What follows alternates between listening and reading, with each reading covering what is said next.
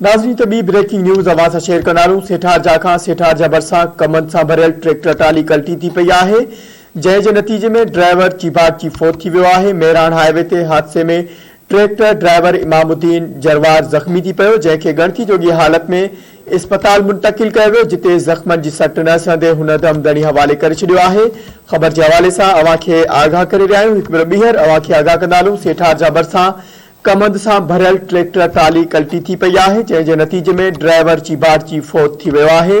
Mehran highway ते national highway ते tractor driver Imamuddin जरवार ज़ख़्मी थी पियो, जंहिंखे गणती जोगी हालत में इस्पताल मुंतकिल कयो वियो, जिते ज़ख़्मनि जी सट न सहंदे हुन दमदणी हवाले करे छॾियो आहे।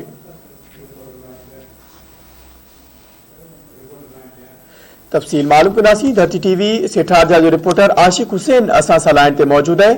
आशिक हुसैन, अपडेट कजो, वधीक छा तफ़सील आहिनि?